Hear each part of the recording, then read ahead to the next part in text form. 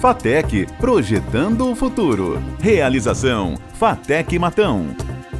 E Baldan, sempre presente nesta terra. Olá, boa noite. No programa FATEC Projetando o Futuro de hoje, vamos conversar com o empresário e presidente do Fundepag, Fundação para Desenvolvimento de Pesquisa para o Agronegócio, Francisco Maturro. Entre os vários temas abordados com o empresário matonense, que inclusive já foi secretário estadual de Agricultura e Abastecimento, vamos debater a evolução do agronegócio, a importância, os desafios e a expectativa para o setor. O programa FATEC Projetando o Futuro está no ar.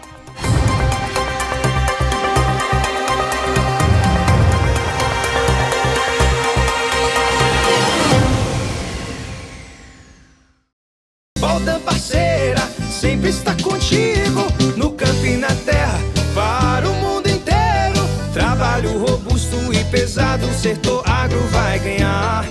Com a Baldan pode contar.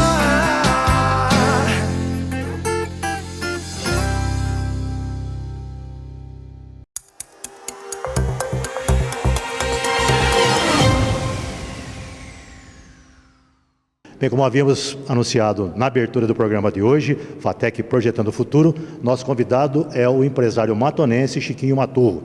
O Chiquinho é presidente do Conselho de Administração da Fundepag, que é a Fundação para o Desenvolvimento de Pesquisa para o Agronegócio. Lembrando que recentemente, o Chiquinho também foi o secretário estadual do estado de São Paulo, na Secretaria de Agricultura e Abastecimento, e também foi o presidente da AgriShow por 2 mandatos. Estou aqui com o Chiquinho então. Chiquinho, é um prazer estar aqui conosco, e pela primeira vez participando do programa FATEC Projetando o Futuro. Fala um pouquinho da sua trajetória, que se confunde com a importância desse tema de hoje, que é o agronegócio. Então, Esteves, para mim é uma alegria, primeiro, ter integrado esse grupo que trouxe a FATEC para Matão. Era um pleito muito antigo. O Dr. Luiz Cerqueira fez grandes demandas, outros vereadores fizeram, prefeitos fizeram, aí juntamos um grupo de empresários e levamos a cabo, tivemos a felicidade de poder instalar a FATEC em Matão. É uma alegria grande falar sobre a FATEC. É um curso superior, adequado à necessidade e às demandas que o município tem, tanto na indústria metalúrgica como na indústria de alimentos, e agora com novos cursos chegando, e dando mais trabalho para o Marcelo Pique, que é o nosso diretor, que conduz tão bem essa unidade da FATEC. Eu assumi também em janeiro a presidência do LIDE Agronegócio. São 37 LIDEs temáticos no Brasil, e a cada 2 dias se faz um evento em algum lugar do mundo. São 180 eventos por ano. Nós temos LIDE Saúde, LIDE Justiça, LIDE Agronegócio, enfim, são 37 temáticas. Eu acabei de chegar de Londres, recentemente, onde eu fui fazer uma apresentação do agro brasileiro para a União Europeia, só que a base foi Londres, e agora em janeiro viajo para a China para fazer a mesma apresentação do agro brasileiro, mostrando ao mundo o agro como ele é, não esse agro que muita gente insiste em demonizar, que o Brasil desmata, que o Brasil não preserva, não é verdade. O Brasil preserva nas propriedades privadas 33,2% de toda a área de produção no Brasil. 33,2% é preservado pela iniciativa privada, que não basta abandonar e deixar. Isso é preservado, custa para preservar, é o único setor da economia que preserva ou destina parte do seu patrimônio para ficar guardado, parado, e ainda tem responsabilidade sobre ele. Significa que o produtor paga, ele é responsável por aquilo no caso de um incêndio, algum ato de vandalismo, quem responde é o proprietário. Então o Brasil produz e o Brasil preserva.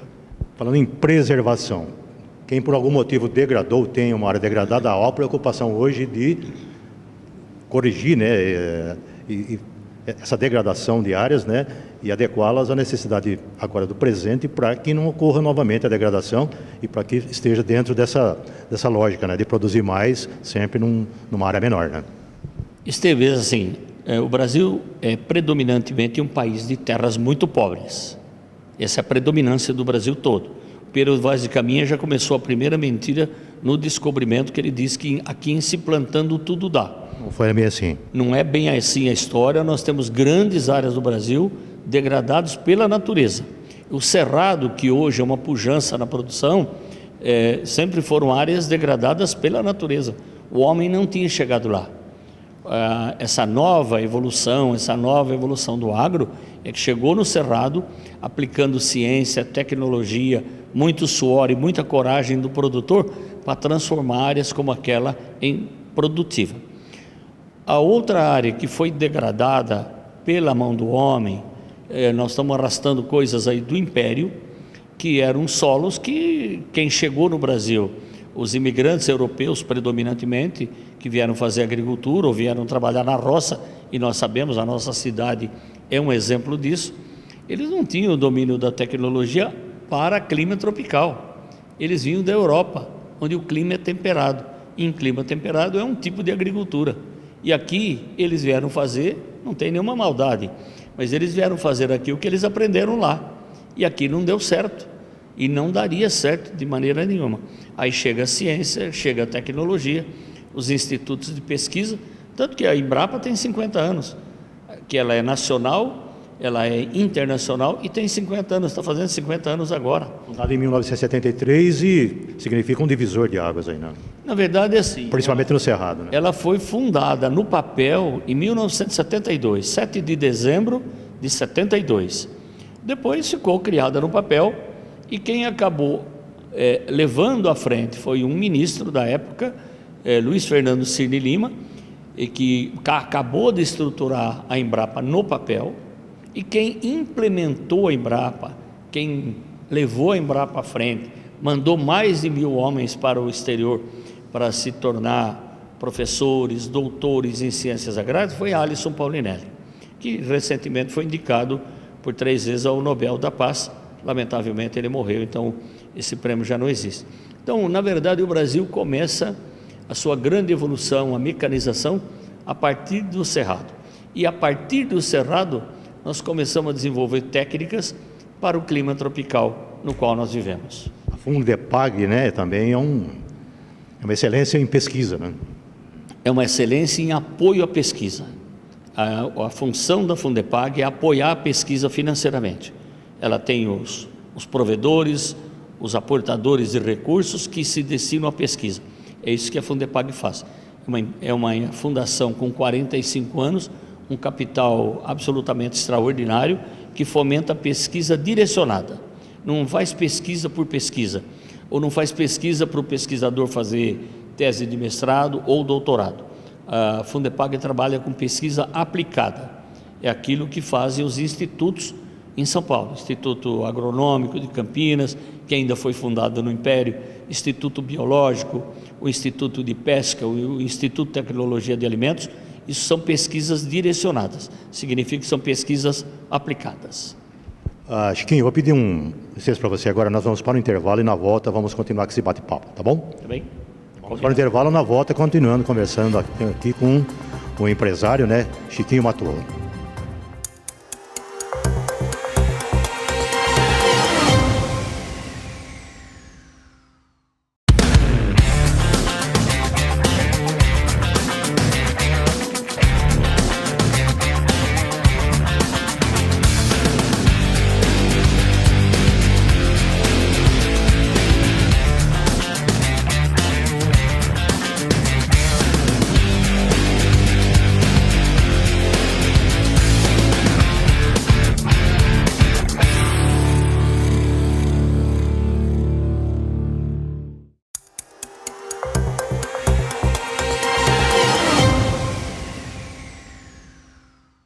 Estamos de volta batendo esse papo aqui com o empresário Chiquinho Maturro e falávamos aí sobre a importância das pesquisas, né, também da Embrapa.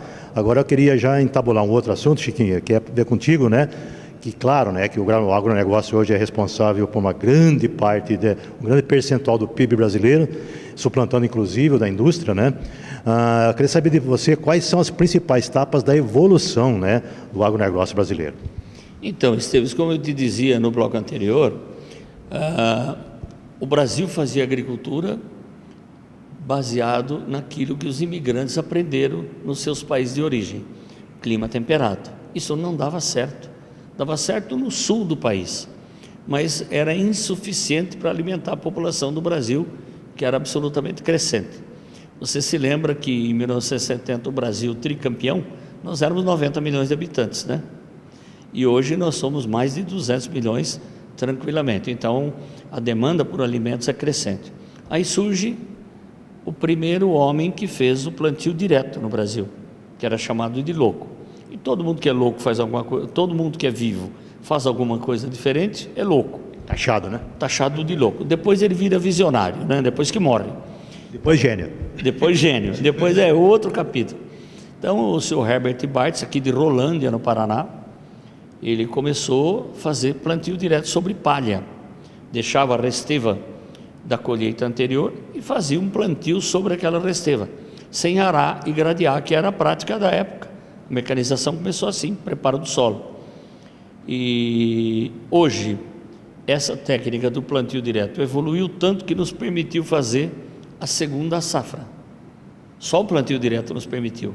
Para você ter uma noção, uma semente no solo, no cerrado, num dia como hoje, o solo tem 60 graus de temperatura. E quando você faz o plantio direto sobre palha, você alcança 26 graus. Então a semente não cozinha, ela germina. A 60 graus certamente não vai germinar. Então essa foi uma grande evolução que o Brasil teve. Essa é a segunda, não é? Essa é a primeira. A segunda safra foi possível por causa dela, por causa do primeiro plantio direto, e depois nós chegamos na terceira grande evolução, que nós estamos em pleno curso, que são os sistemas integrados de produção, conhecido pelos pesquisadores pelo universo todo como integração lavoura-pecuária, integração lavoura-pecuária-floresta. Esse é uma tecnologia da Embrapa, são os pesquisadores da Embrapa que criaram, e a iniciativa privada tirou do papel. Eu imagino dentro desses centros de pesquisa quantos bons projetos tem dentro de uma gaveta, mas esse nós tivemos a coragem de tirar da gaveta. Começamos um projeto lá em Goiás, em Ipameri, numa fazenda que hoje é uma exuberância. Em 2007 fizemos o primeiro dia de campo com técnicos da Embrapa. Isso vem evoluindo a tal ponto que hoje são 17 milhões e 500 mil hectares dentro dos sistemas integrados de produção, ou ILPF. Isso cresce a olhos vistos por uma razão: ele gera renda, gera emprego e gera fixação da pessoa no campo. Ele não é mais contratado para uma safra ou uma segunda safra, porque na mesma área você tem soja, você tem milho, você tem forrageira, que é o capim, você tem uma safra a mais de bezerro e ainda guarda uma safra de palha para o plantio seguinte. Se você olhar pelo olho do pesquisador, ele conta 5 safras. Isso só é possível no país de clima tropical, de solos arenosos e topografia muitas vezes complicada que o Brasil tem. Isso cabe em pequenas, médias e grandes propriedades. Diminuiu o fluxo migratório, inclusive interno. Sem dúvida nenhuma, porque você vê, Esteves, hoje no Brasil 85% da população é urbana. Em São Paulo, a população urbana é mais de 95%. Então não tem mais gente no campo. Ou vem a tecnologia, vem a ciência, o desenvolvimento das máquinas modernas, ou não tem gente para trabalhar, para produzir alimento para toda essa gente.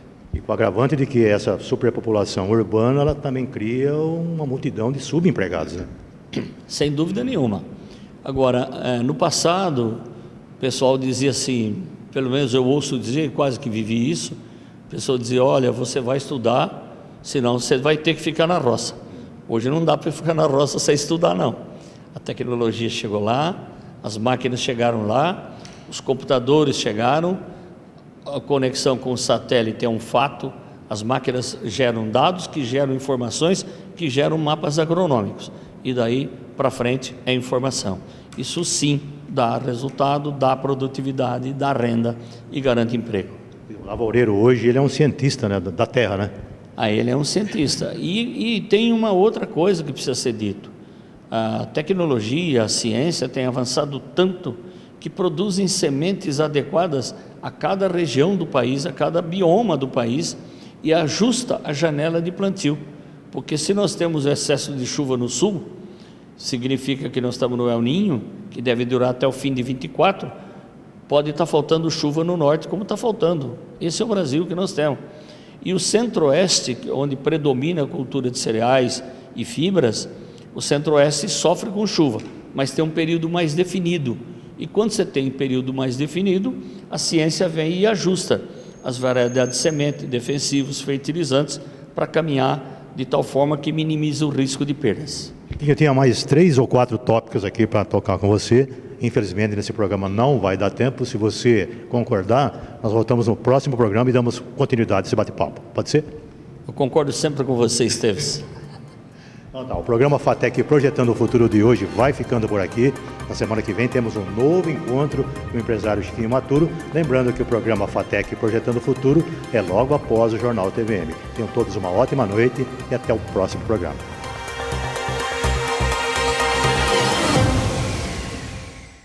FATEC Projetando o Futuro. Realização FATEC Matão. E Baldan, sempre presente nesta terra.